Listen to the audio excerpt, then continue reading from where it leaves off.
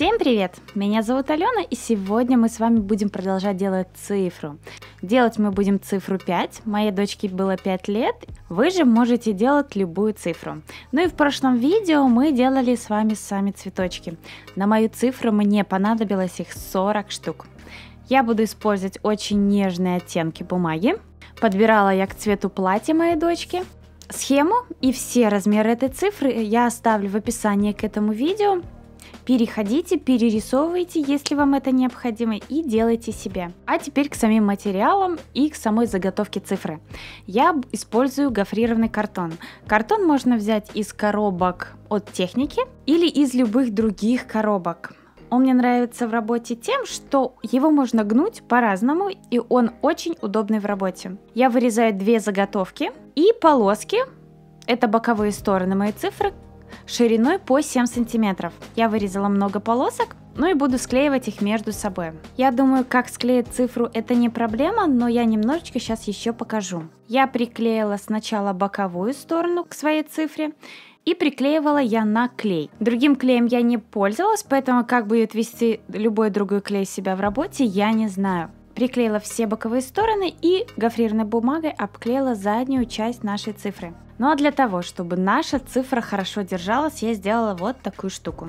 Из картона я сделала прямоугольник, который поместится снизу в мою цифру, и залила его шпаклевкой, то ли это плиточный клей, короче, что-то из растворов, для того, чтобы наша цифра стала тяжелая и она у нас не падала. Тем более я фотографировать буду на улице, и ветер все-таки может помешать хорошей съемке, поэтому я делаю утяжелитель. Удобнее делать его, конечно, в пачках от сока, так как картон от влаги размокает. Я для того, чтобы залить и сделать форму, я сначала упаковывала свой картон в целлофановый пакет, заливала раствор, ждала пока высохнет, а потом его вставляла в саму картонную заготовку. Но я не совсем уверена, что мой раствор будет держаться в моей коробке, поэтому я закрепила еще обычными резинками, для того, чтобы, если вдруг он оттуда выскочит, он не болтался по цифре. После этого я ее вклеиваю в нашу цифру и уже сверху приклеиваю вторую часть нашей цифры. Вы можете делать это клеем, но мне это не особо удобно, поэтому я воспользуюсь обычным малярным скотчем. Ну, я думаю, что можно использовать даже простой скотч, но единственное, что, наверное, если на него нанести много клея, он расплавится, поэтому бумажный скотч это идеальный вариант. Я отрываю кусочки и приклеиваю к своей цифре. Итак, я склеиваю всю цифру по кругу, смотрю, чтобы у нас нигде ничего не торчало и хорошо все склеилось.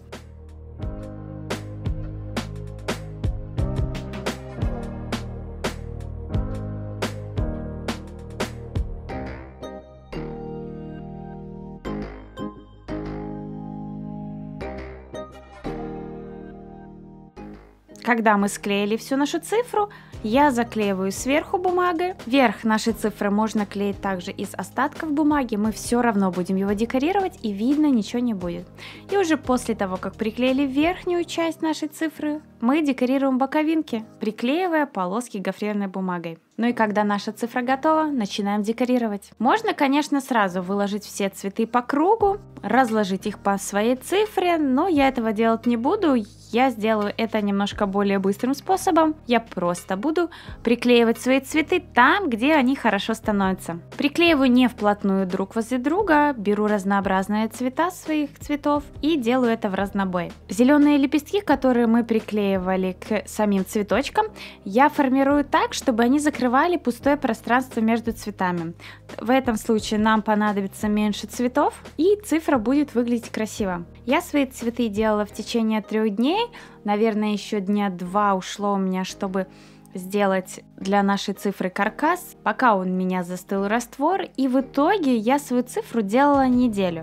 Конечно, если у вас есть очень много времени, это можно сделать намного быстрее, но я делала в свободное время и вечерами под сериалы.